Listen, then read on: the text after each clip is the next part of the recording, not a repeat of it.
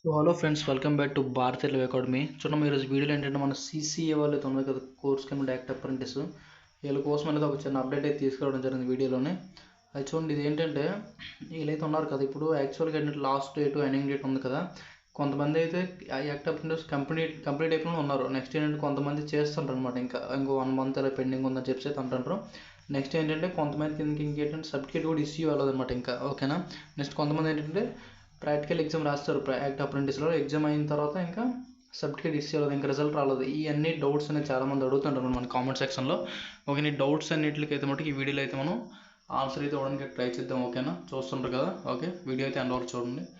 అది చూడండి, మనం చూసుకున్నట్లయితే ఇదైతే చూస్తారు కదా, గ్రూప్ డి నోటిఫికేషన్ మొన్న షార్ట్ నోటీస్ అయితే రావడం జరిగింది.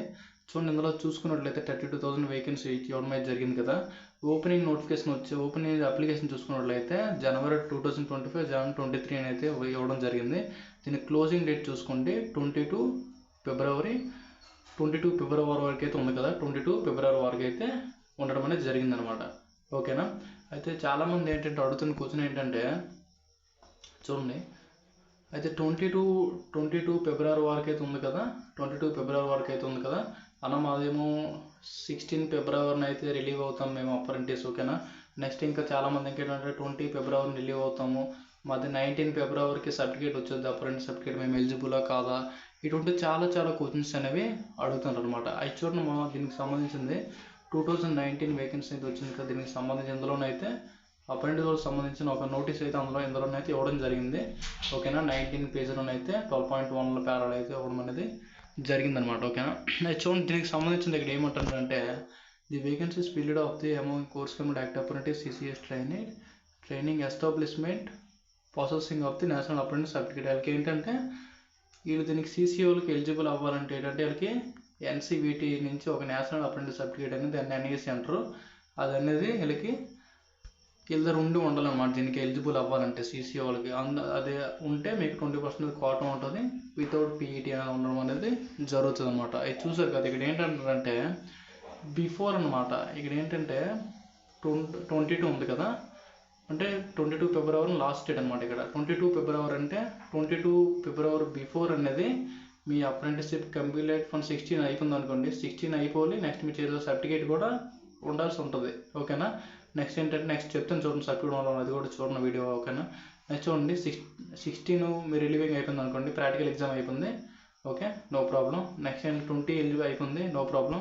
అయితే మీరేం చేస్తారంటే సర్టిఫికేట్ ఇష్యూ అవ్వకుండా ఏం చేస్తారంటే, చూడండి, ఇన్ కేసు మీకు వచ్చింది అనుకోండి, నోటిఫికేషన్ వచ్చినప్పుడు ఇన్ కేసు అక్కడ ఏంటంటే కొన్నిసార్లు పీరియడ్ అనమాట, టైం పీరియడ్ ఒకటే అడుగుతారు అనమాట.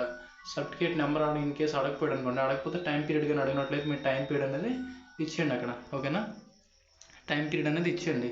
ఓకే, టైం పీరియడ్ ఇస్తారు అనుకోండి. Time period in case last year 2023లో ఈ మంత్ నుంచి స్టార్ట్ అయింది. ఓకేనా. 2020 జాన్ నుంచి స్టార్ట్ అయింది, మళ్ళీ 2024 జాన్కి అయితే అయిపోయింది.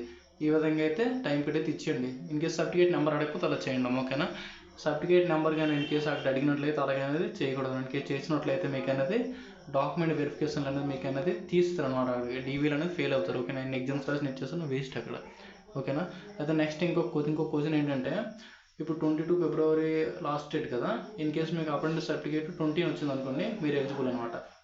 ఓకేనా. ఇన్ కేసు మీకు 19 వచ్చింది సర్టిఫికేట్, మీరు ఎలిజిబుల్ అనమాట. ఓకేనా.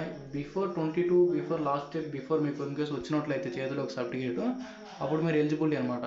ఓకేనా, ఎలిజిబిలిటీ అవుద్ది. ఓకేనా. అయితే ఇంకా కంప్లీట్ అవ్వడం వాళ్ళు ఏంటంటే, చూడండి అన్న, 22 లాస్ట్ డేట్ కదా, 15కి కంప్లీట్ అయిపోతుంది అన్నారు. ఓకేనా. మీరు ఏం చేస్తారంటే ఇన్ కేసు మీకు సర్టిఫికేట్ నెంబర్ అడగకపోతే మట్టుగా మీరు అనేది టైం పీరియడ్ అడుగుతారు. ఈ టైం పీరియడ్ అడిగినట్లయితే టైం పీరియడ్ ఇచ్చేయండి, అప్లై చేసుకోండి సీసీఏ కింద మీరు వచ్చేస్తారు అలాగైతే. ఓకేనా. నార్మల్గా చూసుకున్నట్లయితే ఇన్ కేసు సర్టిఫికేట్ నెంబర్ అడిగితే మట్టు మీరు అనేది నాట్ ఎలిజిబుల్. అర్థమవుతుంది కండి. సర్టిఫికేట్ నెంబర్ అడగకపోతేనే చూడండి, సర్టిఫికేట్ నెంబర్లు కానీ అడిగినట్లయితే మీకు అనేది పెట్టడానికి అయితే ట్రై చేయకండి. నార్మల్గా ఓపెన్లో అయితే పెట్టుకోండి, మంచిది. ఓకేనా, అర్థమవుతుంది కదండి. అది చూద్దాం. ఎందుకంటే రీసెంట్గా చూసుకున్నట్లయితే ఒక 4 daysలో అయితే సర్టిఫికేట్ ఇష్యూ చేస్తుండ్రు. మరి సౌత్ సెంట్రల్ రైల్వే కూడా 4 daysలో అయితే ఇష్యూ చేశాడు. ఓకేనా. కొన్నిట్లో 18 డేస్కి అయితే ఇష్యూ చేస్తుండ్రు.